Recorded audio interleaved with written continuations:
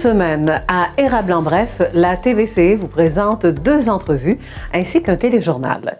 Ici, Lydia Jacques. En première entrevue, le chroniqueur agricole Yves Charlebois a choisi un sujet automnal. Il s'agit de la citrouille et son exploitation agricole et commerciale également, car la citrouille est reliée à l'Halloween. Comme deuxième invitée, Isabelle Deblois, photographe et cinéaste de la région, présente d'un geste à l'amitié, reflet d'une communauté inclusive, une manière de créer des liens entre les immigrants et la population de l'érable. Pour l'instant, voici vos nouvelles locales et régionales. En manchette, une première nuit pour des sans-abri pour l'érable et campagne de sensibilisation de droit devant érable. Le bulletin commence maintenant. Une première nuit des sans-abri maintenant pour l'érable. En effet, il s'agit d'une première édition dont le but est de sensibiliser la population à l'itinérance cachée, celle qui est présente sur notre territoire. Cet événement est prévu pour le 21 octobre prochain sous forme de soirée autour d'un feu au carrefour de l'érable dès 19h. La nuit des sans-abri est un événement provincial qui en est à sa 33e édition. Nathalie Turgeon, qui est responsable du service aux membres, mentionne que l'itinérance dans l'érable est peu remarquée par la population. Et la directrice générale adjointe d'Impact Emploi de l'érable dit que cet événement est essentiel pour sensibiliser et aussi pour ouvrir des portes pour améliorer la situation. Notons que Impact Emploi de l'érable est un centre conseil en emploi. Dans un même ordre d'idées, Droit devant érable organise également. C'est une campagne de sensibilisation sur les différents visages de la pauvreté. C'est une rencontre qui aura lieu le mercredi 26 octobre de 10h à 15h. Le dîner offert gratuitement pour les personnes inscrites et présentes au centre communautaire de Plessisville. Le thème de la rencontre est droit de parole. Il s'agit d'une activité surtout d'échange et par la suite, les informations recueillies seront soumises aux décideurs politiques, économiques et sociaux afin de poursuivre évidemment une réflexion sur ce sujet. Le transport et services de garde d'enfants sont d'ailleurs gratuits et d'autres détails ainsi que l'inscription, entre autres, vous seront fournis auprès de Droit devant érable. 819-362-0066. Enfin, dans le monde du sport, un spectacle bénéfice d'humour est organisé à Plessisville pour une 10e édition pour les organismes sportifs de la région, Deck Hockey Plessisville, le club de hockey V-Boutin Junior 2A et les pionniers de la polyvalente La Samar. Il ne reste que quelques centaines de billets pour le spectacle d'humour La Route du rire avec Mario Jean, Réal Bélan, Jean-Claude Gélina, Sylvie Tourigny. Le comité organisateur mentionne que le show de 90 minutes aura lieu à 20h30. C'est prévu pour le 19 mai 2023 à l'amphithéâtre Léopold Boutin de Plessisville. Maintenant, on commence par Yves Charlebois avec la production de la citrouille en ce temps automnal. Bon visionnement! Très bientôt, on sera le 31 octobre, ce qui veut dire que plusieurs vont fêter la fête de l'Halloween. Mais ce qui nous amène dans le cadre de l'émission, et surtout pour notre chronique agricole, c'est de parler de l'exploitation agricole, donc l'exploitation de la citrouille. Et pour ce faire, on reçoit Yves Charlebois, qui adore la citrouille. Et à la fin de l'émission, il aura l'occasion de nous donner sa recette aussi pour faire un mets à la citrouille. Je vous en dis pas davantage, j'en sais pas plus. Yves Charlebois, bonjour. Oui, bonjour. Alors, Yves Charlebois, c'était vraiment important là, de parler de la citrouille. Bien, on est à la veille de l'Halloween, donc je vais vous en parler. Et c'est une culture, parce que l'Halloween s'est rendu une fête plus importante en termes d'investissement de décor que la fête de Noël maintenant. C'est rendu c'est nord-américain, c'est extrêmement. Et là, une tradition. Oui, c'est une tradition. Ça, oui. Et la citrouille, c'est un curcubitacé. Oui. Dans la même famille que des courges, etc. et des concombres. Ça fait partie de la même famille. C'est ça. Donc, quand on parle de la citrouille, en même temps, on peut dire que c'est similaire un peu au concombre, aux courges. C'est de la même famille, là, des curcubitacées. Voilà. Alors, ce qu'on va faire... cette magie de la citrouille, parce que c'est un légume ou un fruit? C'est un légume. C'est un légume, ouais. C'est en plein ça. Et quand on parle donc de la citrouille, Je sais que ça a de très bons nutriments, oui. c'est très nutritif, mais vous m'avez donné des tableaux, des chiffres. Quand on dit qu'on décide de se lancer et faire la culture de la citrouille, c'est rentable. Ben oui, peut-être que les gens, c'est pas leur production principale, ça dépend des fermes. Là. Ici, dans la région du centre du Québec, on a 41 producteurs de citrouilles. Localement, je donne un exemple, à Notre-Dame-de-Lourdes, il y a la ferme du Vieux Jack qui cultive des citrouilles en grande quantité, mais il y en a plusieurs autres. Il y en a que c'est pas nécessairement inscrit au ministère de l'Agriculture. C'est des gens qui vont cultiver un petit lopin de rien du tout, puis ils font une vente à travers des amis puis des voisins. OK. Donc, ça sert de seconde culture. Oui, c'est ça. Ça dépend pour qui. Il y en a que c'est des immenses champs, mais c'est ça. OK. Dans le cas de Jack, c'est quoi la je ne peux pas parler pour lui, mais okay. Probablement c'est un revenu d'appoint. C'est un revenu d'appoint. OK. Ouais. Et quand on dit que c'est lucratif, c'est sûr qu'on transforme la citrouille. Ça peut même servir de décoration. On peut peut-être parler de la fête. D'abord et avant tout, les gens achètent des citrouilles comme décoration. On vide la citrouille, on met une lampe dedans, une bougie ou des choses comme ça. Des fois, on prend une citrouille orange puis on va la peindre blanc. Il y a plein de choses que les gens font. Hein? On se la met sur la tête. Oui, ou ça peut arriver, etc. Mais c'est énormément pour les décorations, mais ce légume-là est comestible, il n'y a pas de problème. Oui, et il se conserve. C'est la conservation qui est agréable aussi. Oui, vous pouvez très simplement couper des cubes de citrouille et ça se congèle très, très bien. Ça peut se conserver pendant une année. Puis quand vous voulez l'utiliser pour faire un gâteau, une tarte, etc., ça se fait. L'ensemble de la production canadienne s'est vendu à 92% à l'état frais. Ben, ça se conserve. Ça peut se conserver 2-3 mois, une citrouille. Ça ne gèle pas, là. Mais c'est à l'état frais, puis il y a 8% qui va à la transformation. Par exemple, si vous allez à l'épicerie, vous pouvez acheter des conserves de citrouille pour faire une tarte, etc. Oui. Vous avez quand même des statistiques avec des tableaux, hein? Oui, effectivement. Qui donnent des chiffres, là. Si on regarde parmi les provinces dans le Canada, où on retrouve le plus de citrouilles, est-ce qu'on y va par la forme, la plus grosse citrouille, ou par la quantité quand on parle de citrouille? Probablement, c'est les provinces atlantiques là, où on en cultive le plus, et peut-être dans l'Ouest canadien. Au Québec, l'endroit où on en cultive le plus, c'est dans la région de la Capitale-Nationale. C'est-à-dire, non, en Montérégie, on en cultive, il y a 179 producteurs de citrouilles en Montérégie. OK. Et pour le centre du Québec, on parle de 33. Oui, c'est ça. À votre tableau que vous l'avez donné. C'est ça. OK. Alors ça, ces statistiques-là, pour les gens qui veulent s'informer, on trouve ça un peu partout? Oui, c'est sur Bioclip du ministère de l'Agriculture. Parfait. Puis si on regarde ce tableau-ci, donc c'est vraiment, on peut voir que est-ce qu'on peut dire que c'est l'Ontario? C'est l'ensemble du Canada. Et depuis les 10-15 dernières années, la production de citrouilles au Canada a quadruplé.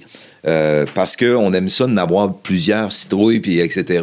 Et ça se vend allègrement parce que les décorations d'Halloween, on ne sait plus là, où se lancer pour en avoir plus. Avant ça, on se mettait juste une petite citrouille en avant de la maison, puis des fois, les gens en ont 15-20 sur leur galerie. Parfait. Et qu'est-ce qui fait cette grande popularité de la citrouille? Oui, il y a les fêtes, mais c'est le bon goût aussi. Oui, c'est bon pour la consommation, mais également, ça ne coûte rien, une citrouille. C'est ça. De 3, 4, 5 $, puis vous en avez une. Puis des fois, il y a des rabais que vous avez à la veille de l'Halloween, etc. Les gens ne se gênent pas pour en avoir plusieurs à la maison à ce moment-là. Oui, et ce qui est intéressant, il n'y a pas juste la citrouille, il y a les graines aussi. Oui, c'est ça. Quand vous videz votre citrouille, les graines, vous les mettez dans un endroit chaud comme le four à basse température. Et une fois séché, c'est comestible comme des noix, là. Parfait. Et ce qui est plaisant, je mets la citrouille, mais je peux mettre les courges et courgettes, etc. C'est qu'on peut faire autant de la soupe. On peut remplacer nos pâtes aussi par des courges en faisant du spaghetti en autres. Donc, ça va partout, là, la citrouille. Oui, c'est ça. Quand on fait des pâtes, c'est une courge spaghetti là, qu'on va utiliser là, principalement. Mais là, quand je parle de citrouille, il y a plusieurs variétés de citrouilles. Et également, il y a des potirons qui ce sont des citrouilles un peu plates, là, qui sont d'un plus beau orange. Puis quand vous faites la cuisine, si vous avez un potiron, ça fait des potages beaucoup plus orangés. Oui, on peut faire autant des desserts avec la citrouille que des mets principaux. C'est là, ça. Hein? OK. Avez-vous d'autres statistiques là, qui pourraient nous donner une évolution de la citrouille? Je sais qu'il y a des concours souvent qui sont organisés. La plus grosse citrouille. Bon, puis racontez-moi une anecdote. Oui, bien, très simplement, il y a dans la fin des années 90, nous étions en vacances en Nouvelle-Écosse. Et j'ai remarqué que là-bas, c'est des anglophones, des Écossais ou des Irlandais là-bas. Ils ont des belles maisons canadiennes en hauteur, avec en bois, etc. Très, très peinturées, parfait. Des balcons. Des grandes galeries. Et il y a 25, 30, 50 citrouilles, ils mettaient ça orange à la grandeur. Puis je me prenais partout, puis on était au mois de septembre, octobre. Fait que je me prenais partout, j'arrive à l'hôtel le soir à Halifax, et en regardant qu'est-ce qu'on peut faire comme patente touristique, je tombe sur un monsieur qui s'appelle Howard Deal, qui fabrique des citrouilles géantes. Ah ouais, ben, je vais aller voir ça. Puis à l'époque, j'étais journaliste au journal La Terre de chez nous. C'est 15, ça me fait une histoire. Ben oui. Fait que le monsieur, il habite à Windsor, à une 60aine de kilomètres d'Halifax. Fait qu'on s'est pointé à cet endroit-là. Et il y a des champs à perte de vue de citrouilles, parce qu'il cultive des citrouilles. Et également, c'est lui qui a fait beaucoup de croisements. C'est un hybridateur. Fait qu'il a fait différents croisements de citrouilles pour en avoir différentes formes, différentes couleurs, etc. Puis il a réussi à créer des semences pour produire des citrouilles géantes. Et ça s'appelle Atlantic Deal Giant. Si vous voyez des citrouilles géantes, ça vient de cette lignée-là. Vous achetez ça chez n'importe quel semencier au Canada ou à travers le monde. Et M. Deal, qui est décédé maintenant, mais probablement sa succession, ont des redevances à chaque fois que vous achetez des semences. Imagine. Mais là, à la ferme, ils vendent à la fois des citrouilles, évidemment, dans le temps, et aussi la gamme complète des semences de citrouilles que vous ne pouvez pas imaginer. Ils ont tout ça à cet endroit. Mais les dimensions, parce que souvent, on veut battre des records Guinness. Oui, c'est ça. Le record de la plus grosse citrouille, là, à moins de me tromper, j'ai vu ça ce matin, c'est 2500 livres. La citrouille géante. Monsieur Deal a commercialisé son produit en 1979, ou 78-79. C'est là qu'il a fait breveter son affaire. Et là, il a cultivé sa première citrouille qui pesait peut-être 300-400 livres, je me souviens pas trop. Et là, c'est des photos dans les journaux, etc. Et ça a fait le tour du monde. À un point tel qu'il y a des concours de la plus grosse citrouille au monde partout. Il y en a au Japon, il y en a aux États-Unis, ça n'arrête pas, il y en a en Europe, etc. Partout où on peut cultiver ce légume, on s'amuse à faire ça. Je sais qu'ici, tout près à Bécancour, Nicolet, là, on s'amuse à cultiver des grosses citrouilles. On les vide, puis on s'en sert pour faire des courses de bateaux sur la rivière Bécancour. Okay. On fait des bateaux avec des citrouilles. On peut dire que c'est un produit biodégradable et recyclable. Oui. Mais ceux qui font des grosses citrouilles, en tout cas, j'ai parlé avec quelques-uns, ils ont tous leurs trucs pour le faire. Puis ils disent, mangez pas ça parce qu'on avait le chimique pas mal fort des fois pour arriver à faire flotter la citrouille. En tout cas, M. Deal, je l'ai rencontré, il est décédé en 2008, M. Howard Deal. Mais la ferme continue toujours. Ils sont encore en opération. Là, probablement sa famille immédiate. Et c'est vraiment... justement, cette maison-là est de toute beauté. C'est une grosse maison blanche. Et il y a plein de... Donc, on peut aller la visiter oui, c'est ça. Puis c'est une ferme où tu achètes des citrouilles, tu achètes tes semences. Il m'avait montré son scrapbook et on parlait de lui à travers le monde entier. Il y a même des astronautes de la NASA qui ont emmené des graines de grosses citrouilles dans l'espace pour faire un test. Je ne sais pas ce que ça a fait. Peut-être pour ça que les citrouilles ont rendu à 2000 livres. Peut-être ça. C'est l'effet espace. Là. Et pour les produits dérivés, là, ça n'arrête pas. Là, vous pouvez facilement vous remplacez dans un gâteau à la courgette, vous pouvez remplacer ça par de la citrouille. Il y a des gâteaux qui se font. De la fameuse tarte à la citrouille avec la crème fouettée, c'est un classique. Quelque chose que moi, j'utilise souvent, c'est vas-y avec ta recette, on est rendu là. Oui, c'est ça. Très simplement, vous prenez des cubes de citrouille, vous videz votre citrouille, enlevez les graines et tout ça, vous faites cuire le tout avec un bouillon de volaille, par exemple, avec un oignon. Et une fois que tout est bien cuit, assez mou, vous passez ça au robot mélangeur. Par la suite, vous faites un beurre manié et vous revenez avec votre liquide qui sort du robot mélangeur. Vous brassez le tout et avec un peu de crème, muscade, un peu très peu de cannelle, passez ça au fouet et ça vous fait un merveilleux potage. Oui. Et aussi, je reviens du côté local, OK? Dans ce sens que, il y a quelques années, on avait même changé la date de l'Halloween. Ah, oui. J'aimerais ça parlez-moi des souvenirs. Là, j'ai une affaire de fou il y a quelques années. Là. Moi, je suis maire d'une municipalité et il y a quelques années, il y avait eu une tempête. Là, puis bon, là, ça a commencé, c'était sur la rive sud. L'Halloween, c'est le 31, on s'entend. Bon, la rive sud de Montréal, la mairesse de je ne sais trop quoi, Sainte-Julie ou autre, elle dit, ça n'a pas d'allure, on n'enverra pas les enfants ce soir ou demain soir passer l'Halloween parce qu'il y a une tempête. On va remettre l'Halloween au 31. Là, la ministre des Affaires municipales arrive en plein Parlement. Oui, c'est rendu politique, là. Oui. Là, elle s'en va en plein Parlement pour dire, ben là, c'est une décision des maires. Quelle est la date de l'Halloween? Et là, le premier ministre Legault qui a été dire, appelez vos maires de vos municipalités, c'est eux qui vont décider quand est-ce qu'on passe à Halloween. Fait que là, le téléphone n'arrête pas, évidemment, la terre entière me court après. Fait que moi, j'ai dit, c'est le 31. Puis eux avaient décidé que ça serait le lendemain. Fait que moi, les enfants, chez nous, ils ont passé l'Halloween le 31 avec une petite pluie fine. La grosse tempête est arrivée le vendredi, c'est un jeudi soir. Le vendredi, les municipalités, il y avait Victoriaville, Thetford-Mines qui avaient changé leur date pour mettre ça le vendredi. Eux autres, ils n'ont pas eu d'Halloween. C'est en plein ça. Ceux qui ont changé la date n'ont pas eu d'Halloween. L'Halloween, c'est ça. Puis, ce que j'ai aimé, par exemple, c'était la créativité des gens qui passent l'Halloween avec la pluie. On avait pris juste un top d'abri tempo. Oui, en Puis là, toute la famille. Oui, on a vu ça. Toute la famille, vous avez vu ça. Hein? Alors, toute la famille se promenait à l'intérieur. Puis on tenait les poteaux, tout simplement. Alors, il y avait de bonnes idées. On a bien rigolé avec ça. Fait que c'est ça. Puis là, cette année, c'est un lundi soir, l'Halloween. Fait que là, c'est le temps idéal. Fait que j'aime pas ça quand c'est fin de semaine parce que les enfants passent l'Halloween en plein jour. Mais là, l'Halloween, c'est une histoire d'horreur. Fait que ça prend de la soirée. Et si vous êtes dans la région immédiate, on a une maison des jeunes à Saint-Ferdinand qui s'amuse beaucoup à tout décorer à l'intérieur. Les enfants mettent beaucoup de temps pour faire une maison d'horreur avec la maison des jeunes. C'est sur la rue Bernier à Saint-Ferdinand. Oui, je sais qu'on en fait aussi un peu partout là, dans la région. Chez nous, en tout cas, l'année passée, les jeunes avaient mis vraiment le paquet. Bon, en tout cas, c'est une vraie fête pour les enfants aussi. Ça. Hein? Alors, en guise de conclusion, le mot de la fin? Le mot de la fin, consommer de la citrouille, c'est un produit qui coûte presque rien et vous pouvez nourrir facilement une famille de 10 avec une citrouille qui va vous coûter 3 $. OK. Et on m'a dit que la recette de Yves Charlebois, c'était la meilleure au monde. Oh, peut-être qu'on verra. C'est ce qu'on m'a dit. Alors, merci beaucoup, Yves. On se dit à la prochaine. Puis merci de nous avoir donné tous ces bons renseignements.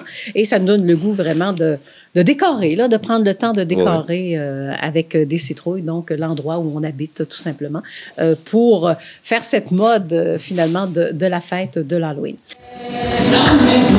Les enfants de la paix, les enfants de la paix, les enfants de la paix,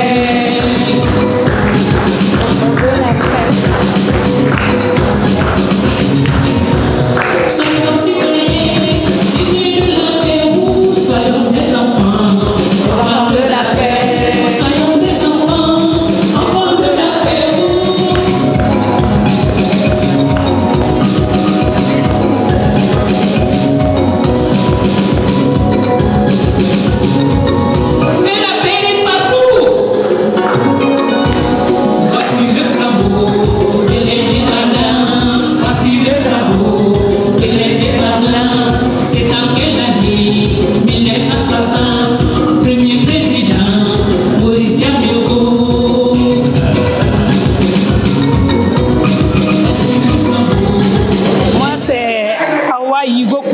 À l'état civil et mon nom d'artiste c'est Tanti Rebecca et ça fait déjà 4 mois que je suis là.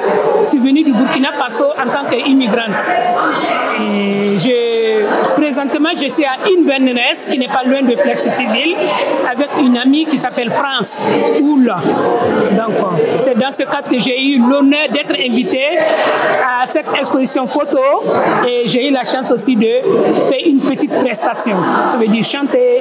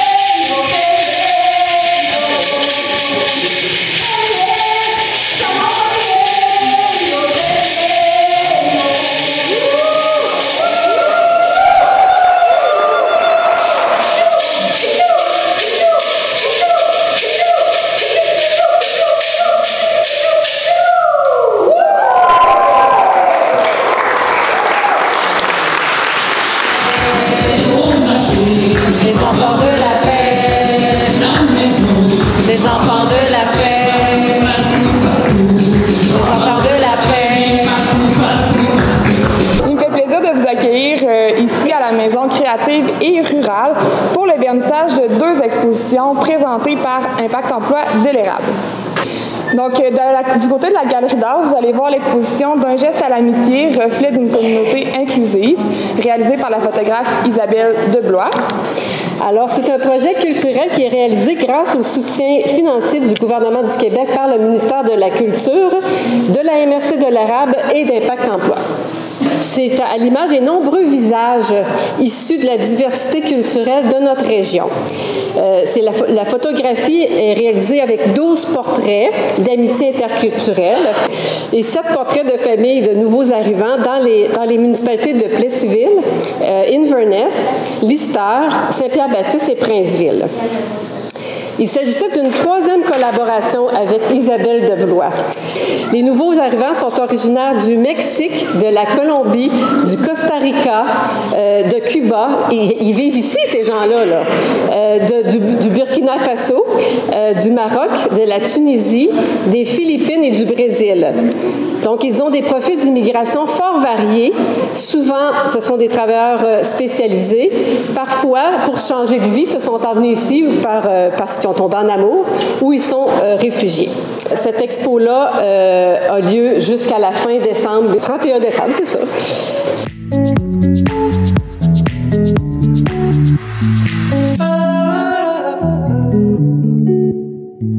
Alors aujourd'hui avait lieu une conférence de presse organisée par, entre autres, Impact Emploi de l'Érable en collaboration avec la MRC. Et d'ailleurs, pour nous parler de ce vernissage en ce 8 septembre, je reçois la directrice donc d'Impact Emploi. Alors bonjour Marie-Claude. Bonjour Lydia. Alors Marie-Claude, vous êtes très bien accompagnée aussi par l'organisatrice ou la maître d'œuvre aussi de votre projet. La maître d'œuvre, la coordonnatrice et l'artiste. Bon, comment est née cette idée de faire un vernissage comme ça? Parce que ça a quand même une belle saveur immigrante, on pourrait dire. Oui, en fait, l'idée est venue du fait qu'on veut sensibiliser la population à l'inclusion des personnes immigrantes dans notre milieu. Puis on s'est dit, c'est une fille de l'équipe qui a eu l'idée, qui est elle-même une personne immigrante. Donc, elle s'est dit, on pourrait raconter des histoires d'amitié. Parce que c'est à partir de l'amitié, en fait, que se développe le reste, puis que les personnes ont le goût de rester ici. Puis là, ben, on a interpellé Isabelle pour un projet de photographie d'amitié. Comme ça fait déjà, on a déjà fait 2 autres expositions avant, ensemble, 2 autres projets avec des nouveaux arrivants. Là, on voulait comme rajouter, on cherchait une autre piste. Et là, on s'est assis ensemble et c'est là que Lourdes a dit, mais souvent quand on arrive, souvent il y a quelqu'un qui devient notre ange gardien, quelqu'un qui nous aide dans toutes sortes de petites difficultés du quotidien et ça aide vraiment à l'intégration. Mais c'est des choses très simples, c'est d'amener quelqu'un faire un tour d'auto pour l'amener à l'épicerie, au garage, montrer où sont les services, les amener des fois à vivre des expériences à campagne, sortir de la ville, offrir un verre de vin. Oui, l'histoire d'une dame qui voulait faire tomber en amour avec elle son voisin. Elle lui a offert quoi? Non, mais c'était pas intentionnel. Non, ils se sont croisés. L'homme du Costa Rica déménageait dans un nouvel appartement, puis il a croisé cette femme-là qui nettoyait sa moto dans le stationnement. Puis elle lui a offert de l'aide pour transporter ses boîtes. Il a dit non, ça va. Puis lui, il lui a offert de l'aide pour sa moto parce qu'il mettait une toile dessus. Et puis bref, ils ont refusé, mais finalement, son appartement n'était pas prêt à le recevoir, puis il était déçu. Alors elle a dit, je vais lui offrir un verre de vin pour changer l'humeur, puis ils sont tombés en amour. Voilà, alors c'est magnifique, hein? Oui, mais des fois, ils font juste prendre des repas, là. Ils tombent pas toujours en amour, là. Mais vous avez l'air à bien connaître les personnes migrantes. C'est de longtemps, ça? C'est de loin? Non, mais l'équipe d'Impact Emploi m'a beaucoup aidé à repérer les gens. Mais je les appelais, on prenait rendez-vous, on se rencontrait, on a fait des photos. On a décidé toujours, ça c'est quelque chose que j'aurais pu dire tantôt, on a toujours décidé du contexte de prise de photo. Alors le nouvel arrivant nous disait, moi, mon ange gardien ou la personne avec qui je veux faire la photo, c'est telle personne. Et ce qu'on aime faire ensemble, c'est prendre un repas, où ça allait marcher, et on discutait ensemble de ce qu'ils aimaient, puis du contexte de prise de photo. C'est ça. Et puis là, puis après la prise de photo, je fais un enregistrement audio des gens, puis j'ai fait un montage qu'on entend dans la salle. Alors on entend les accents des gens, on entend des fois les hésitations à parler français. Alors, et tant qu'elle vous a d'avoir ici, Marie-Claude, j'aimerais ça qu'on parle aussi des immigrants dans notre région, dans la MRC de l'érable. On va en parler un peu parce qu'ils sont plusieurs. Oui, les personnes immigrantes sont de plus en plus nombreuses parce que les entreprises, entre autres, ont besoin des personnes, donc vont en chercher. Puis il y a des personnes aussi, par elles-mêmes, décident de s'en venir au Québec parce que dans les pays d'Europe ou d'Afrique, les conditions de travail sont plus difficiles qu'ici. Puis ici, bien, on a besoin. Alors, de plus en plus, même d'ici la fin de l'année, là, on sait officiellement qu'il y a déjà une centaine de personnes qui vont arriver, là. Moi, je dirais un mot sur l'exposition parce qu'elle ne s'adresse pas juste aux nouveaux arrivants, elle s'adresse beaucoup aux Québécois de souche, comme on peut les appeler. Parce que souvent, on voit des nouveaux arrivants, puis on est un peu timide, on est mal à l'aise. Des fois, on ne sait pas trop si on peut faire quelque chose ou pas. Puis c'est des gestes très, très simples qu'on peut faire. Chacun, à l'épicerie, saluer quelqu'un, donner un petit conseil. L'autre fois à l'épicerie, il y a quelqu'un qui venait d'arriver du Brésil, puis il me posait des questions sur une sorte de beurre d'arachide. Je savais pas. C'est des choses, c'est tellement simple, mais entre voisins, de s'informer si le voisin va bien. Nous avons réalisé un bilan de l'actualité locale et régionale. Maintenant, nous nous approchons de la conclusion de notre émission Érable en bref. Si vous voulez rester informé, nous vous recommandons notre deuxième édition de l'Érable en bref, ainsi que l'Érable approfondi. On se revoit bientôt sur nos ondes. Là-dessus, bonne semaine.